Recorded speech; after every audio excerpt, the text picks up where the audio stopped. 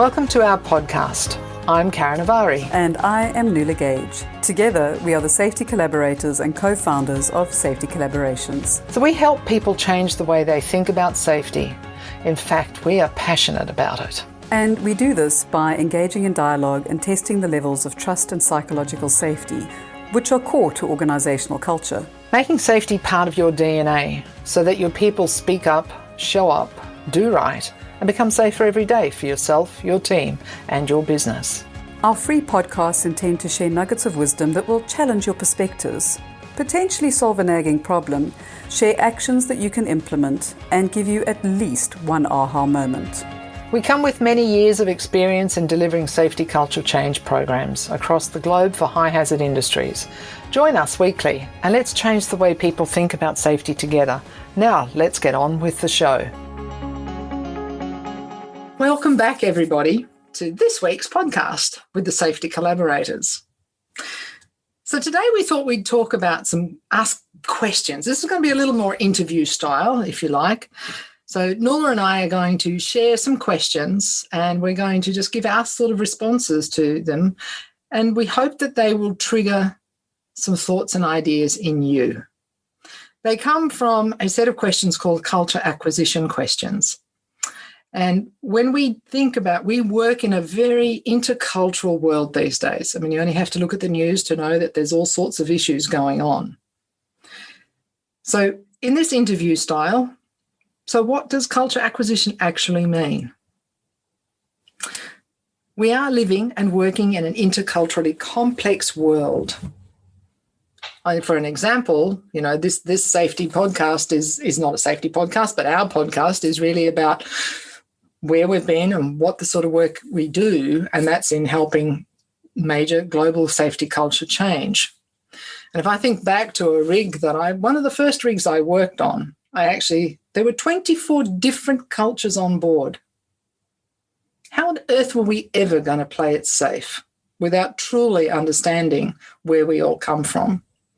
So that's really what culture acquisition is about. It's about taking a step back and stepping into somebody else's shoes just for a moment and seeing what are our differences and how can those differences make us more the same. What do you reckon, Nuals? I absolutely have to agree with you. And one of the things that I often say to people is the work that we've done has taken us to places and countries that most people will never get to in 5 lifetimes. And for that, I'm truly grateful. I think I'm up to only 16% of the countries in this world. It's just about 38 countries. I think you've done more than that. You've definitely been on more continents than I have. Oh, yeah. What are you up to now? I think it's around 32% of the world or something. No, it's 22% of the world. But I've been to all 7 continents and I've lived on 5 of them. So I like I've got an app and it gives you how many countries you visited on the continent. And so one of those continents, of course, is Antarctica. Well, I've visited 100% of Antarctica because I've been there a few times. So in the work that I've done. and for me, that just so stands out because I often think travel and dealing with different people is the best education that you will ever have in life. And sure. When I look at the two of us, I often think, we're pretty culturally aware, culturally sensitive. Mm. And yet, does that mean that we get it right all the time? Absolutely not. I mean, I know I've made some shocking faux pas along the way and have seen them as such learning experiences and, oh my gosh, tick that box of things never to do again or say again. And for me, that's where these kind of conversations become so important because how can we have the conversation before we have the blooper? And how can we help the people around us be more comfortable that someone isn't being difficult, they're not being weird or obnoxious. They're just different to the way that we are. And that's what's making me so excited about having this conversation with you because let's try and explore some of those things. What are the things that make us so unique, that make us so different, but yet make us so strong? And how do we bring that into the workplace to make it a safer place? And a happier place to be. Absolutely. And given how much time we spend on the job, why do we make it hard sometimes? Let's make it a bit easier. I love what you said. What was it? How do we have the conversation before the blooper? I love that. Brilliant line. Brilliant line. So we've picked a few of some questions from this 150 plus culture acquisition questions that we can dive into. But we'll start with one, which is around working relationships. And there is 12 cultural dimensions. We're not going to talk about all of them today. We may do that in future podcasts. But we just thought we'd pull a few questions from some of those dimensions. So the first one I've got here is, what is the cultural norm for the relationship between a leader, manager, supervisor, and the people reporting to him or her? Well, isn't that a hot topic of conversation? Absolutely. It's a huge one, hence the pause. Exactly. And I think in some ways this is a question that we could have a podcast on entirely on its own. So as I'm going through my thoughts around this, and I'm sure I'll be asking you for yours, let's try and not take up too much space, but it is such an important question because we think that we have these amazing relationships. And often as the leaders of a business, we think, everything flows. We've got all these green lights. If we think of operational efficiencies and safety and performance as a traffic light, we're all on green. We're good to go. People are communicating effectively. Hierarchy doesn't really play a role. We've possibly got visible felt leadership processes in place and, things like that we think are making such an incredible difference. And yet things are still going wrong. We are having incidents. We are having performance issues. We're having quality issues. Sometimes people are getting hurt. And we're looking at this, and generally we're looking at this from a leader perspective because that's where we're asking the questions as to, well, we've got everything in place, so how can things possibly still be going wrong? I've ticked all those boxes. I've got systems in place. We know exactly what all of our stats are. We've got our LTIs and our recordables and a myriad of data that gets, flowed through from below us. And we're going, how can it be possible? What is wrong with these people in the business? But when we actually stop and we say, well, what are the cultural norms? I was chatting with a friend this week who is in quite a hierarchical environment and industry. And when I was asking the questions around how do people communicate, how does the management and the people on the shop floor, the supervisors, the foremen, the actual people at the coalface, how effectively do they communicate? And his response to me was, well, how can they communicate effectively when the cultural norm is, one, the way that they greet their leaders, their managers, or their supervisors? It's got some kind of title that has a connotation to it, whether it's Mr. So-and-so or the boss, or, there were some terms that were used that I won't repeat here because it'll just make it a bit obvious. I can imagine. And I'm sure your imaginations are running with this one. Yeah, exactly. But then they will do like I mentioned, and Kaz, your eyes were just hysterical when I said visible felt leadership, because we have this process that we think is wonderful. So on one hand, we've got people arriving and it is yes, sir, no, sir, 3 bags full, sir. And then all of a sudden, the leader or the boss has to come and tick a box to say, I've had a peer-to-peer conversation. I've done it. And they go and they say, tell me. KPI for the week. Exactly. Yes. But they do. It's kind of like I've gone from being this big cloud above you to all of a sudden I'm standing next to you and going, tell me what we can do to improve.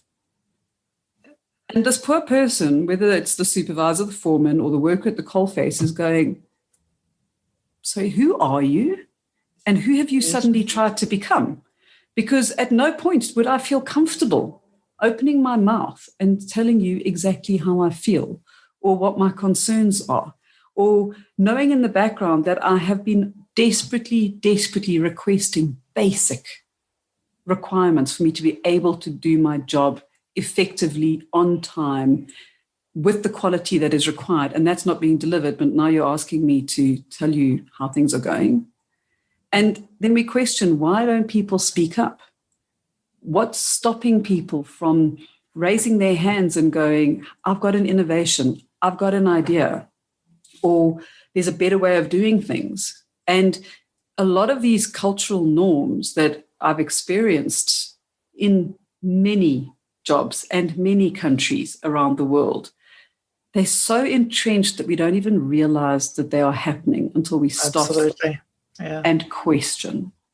So for me, it's really, when we're talking about the cultural norm of the relationship between leaders, managers, supervisors, and their people reporting to them, and for the people listening here, when did you last stop and actually question, what is the cultural norm of my environment? And is it helping us achieve the goals that we want to achieve? Or do we need to take stock, and really question, what can we do differently? What can we do to improve? And then action it, get on with it. Yeah. Such great points there, and certainly food for thought.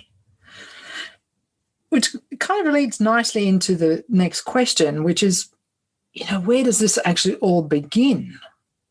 And so another question that we pulled out from this set of questions is, how are the people generally responding to outsiders who try to integrate into the new group?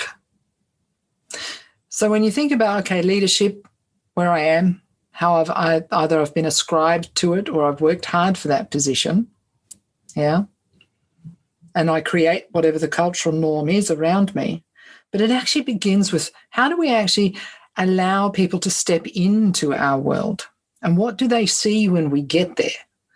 So when we talk about, how are the people generally responding to outsiders who try to integrate into the group, we start to move into that little space of psychological safety. Now, the first step of psychological safety is inclusion. And really, when there's a lot of work to be done before we step from over the threshold from exclusion into inclusion. So not only is it how we respond when we're inside our work bubble, whatever that may be, whatever that looks like for each other, but it's also how do we work with everybody else that we have to work with, who are also part of that working environment. And they come from all corners of the world, in the world that we work, in the worlds that we work in. We've both experienced, both lived it and observed it. That we have. How does that come through? If we don't allow people, if we don't invite people, I guess actually a lovely saying I heard recently or read, but never quite sure which, is inclusion starts with, or a way of looking at it might be, did you invite someone to come to the party? To the dance, actually, sorry. Did we invite someone to the dance, or do you invite them to dance? Oh, I love that. And that is just so apt, because I can sit on the sidelines and, for me, it's just the link of whether we're having a board meeting, a toolbox talk, a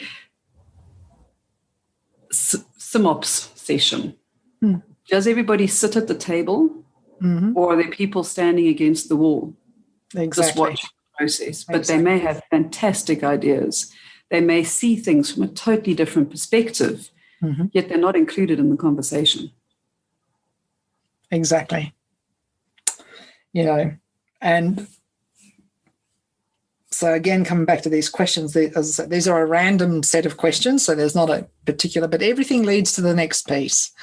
So again, if we think of the cultural norm, then, what is the cultural norm of the leadership of that organization to help those people to actually dance at the table? Sure, that is deep and an important question to ponder. And I think I would encourage everyone who is listening to this podcast to actually possibly even pause at this moment and consider, how is your leadership team inviting people to dance? Yeah, absolutely. Which is a nice segue to the next question, my friend. What things or conditions provide the people with a feeling of security? Now that is a very interesting one. And I've had some interesting experiences with a project we were working on. And the question was to the team, what does your perfect day look like? So when you get to the end of a day on site, and this was specifically around working on sites, what does the perfect day look like? And the expectation was that the perfect day would be there were no LTIs, there were no near misses, the stats would look good, because as the management team, that was the expectation. If the stats look good, it must have been a perfect day. Yet the responses of what would be a perfect day, and that would leave people with a feeling of security, of people a feeling of safety, were the small things. They wanted to know that there was a good internet connection, that they could say goodnight to their children, and they would know that their families were safe before they packed in for the night. They wanted to know that they had helped one of their colleagues learn something new and improve their skills. That would be a perfect day. They wanted to know that someone had come up with innovative ideas and they'd been listened to with open-mindedness and an ability to question and say, how do we take that innovative idea and grow it into something that improves what we do? And the responses were goosebump making. Yeah. Because it was so not the typical what you would have expected of what a perfect day would look like. It was very heartfelt. And it was in many ways dropping that 16 inches from the brain to the heart. And that's what made people have that sense of security at the end of the perfect day. Absolutely. When we talk, even though this podcast is really about culture acquisition, it leads a lot into my other favorite subject, as we know, of psychological safety. And you just mentioned pretty much the four main stages of psychological safety. We talked a little bit already about inclusion, but the next step to that, once we've included, we then need to feel safe to learn. And once we feel safe to learn, we will feel safe to contribute. And once we feel safe to contribute, we then step over into the innovation threshold. And that's where we feel safe to actually challenge the system a little. That's not breaking the rules. That's not what we're talking about. But it's about how do we continue to make improvements, in a safe way. And how bizarre is that? Because for anyone who's listening to this, we have not discussed this before the question. No, no, we haven't. And it really, when we were working on that project, just the impact of that feedback was just so amazing. And the way you just linked it to this 4 stages of psychological safety for me, because that's not my speciality at this stage, has just, it's put a huge smile on my face. And it really has just re-emphasized the value of having those conversations and asking the questions that will have impact. Absolutely. Which is nice, because are people willing to talk about problems among them, admit fault, and take responsibility for imperfections in their work? Now, for me, that leads to, I just love this terminology, is, we're talking about, I think we're talking about vulnerability. Yeah. And is our vulnerability going to be punished, or is our vulnerability going to be rewarded? And that can be a terrifying, terrifying thought for so many people. Yeah. And whether it's in a large team, a huge corporate, a small team, I don't think I know anyone who naturally feels comfortable to say, you know what, guys, I just messed up. What do we do?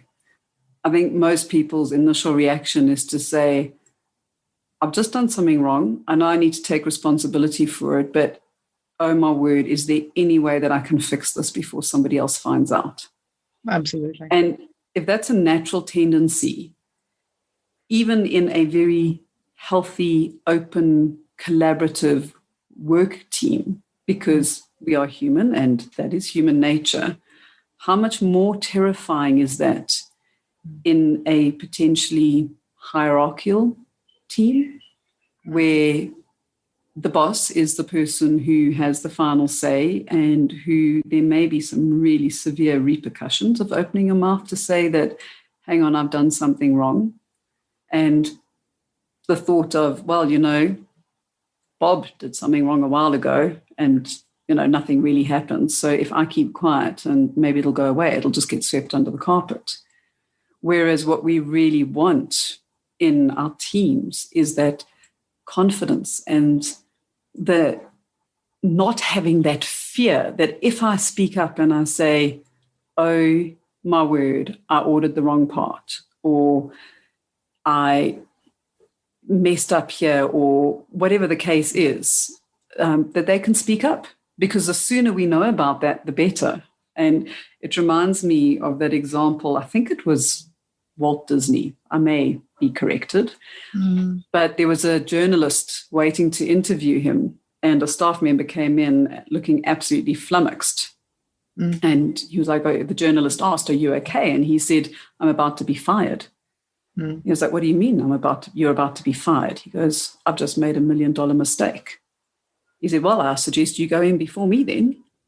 And after a while, the staff member came out looking incredibly pale. And the journalist said, how did that go? And he went, I haven't been fired.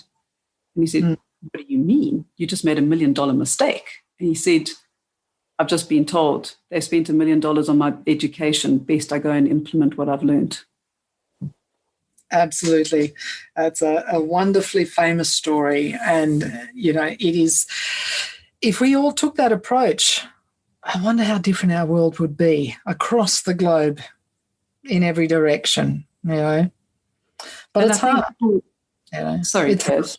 No. It's hard. And I think for people who are responsible for that bottom line, that's terrifying, because I can imagine someone listening to this going, oh, yeah, that's all good and well. But have you had to be in that situation? And if you were in that situation, what would you do? And it's a really difficult question. And it reminds me of what I think I've said to you a couple of times. When people fail, do we berate them for failing, or do we look at them and say, that was your first attempt in learning? Now what do we do? Exactly. I think one of the nice things that is coming out, and we see it more and more in certainly in leadership development circles and learning environments, is that failing is starting to be recognized as a good thing. And again, it comes back to that feeling safe to learn. You know, we didn't learn to walk because we never fell on our backsides. We fell on our backsides multiple times before we actually stood up for longer than 3 seconds and then fell back down again. But my God, we felt like winners. Oh, and didn't we get cheered along the way? Oh my gosh, there's a step. Yeah, if we didn't, our parents did. You know, like, woo, he got up, yay. You know, so yeah, and it's that joy that we need to bring in to the workplace. It shouldn't be so complex, but we make it very complex. We do. And just on that one, just talking about the cultural norms of learning. And I think we forget that learning concepts is far better learned through mistakes, because that is where we have to question. That's where we have to look laterally. We have to challenge. We have to ask the what, the how, the when, the if, then questions. When we get conceptual learning right the first time round, we actually don't learn. We just become rote. Exactly. Very good point. And how many times do we hear frontline leaders saying to us, well, I've told them X amount of times before. Why can't they get it right now? Maybe that has something to do with how we communicate what we need to learn as well, which is another step in all of this. Yeah.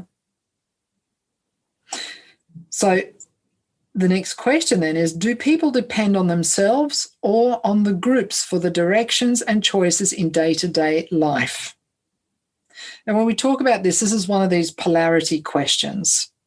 You know, are we more individualistic? We'll spit that out. Or are we more community focused? And that's where that question comes in. So where are we on the pole there? Neither is right or wrong. You know? But there's often a big expectation that, well, you know, you need to get the consensus of everybody, but that doesn't always work either. You know, no. It has to be the right time, the right approach for the right moment. Yeah. And it's also links a little bit for me to the question we were talking about earlier around inclusion. Because often we may know that something isn't 100%, or we have that gut feel that things aren't quite okay, even if we can't put our finger on it. But I would rather fit in and I would rather be part of the group than stand up and be seen to be the devil's advocate or the one who is trying to make life difficult. And often, and it's really sad, the people will put themselves at risk to be included as part of the group rather than speaking up and stopping the job. Absolutely. It's part of our basic needs. You know, it's on the hierarchy of needs is belonging.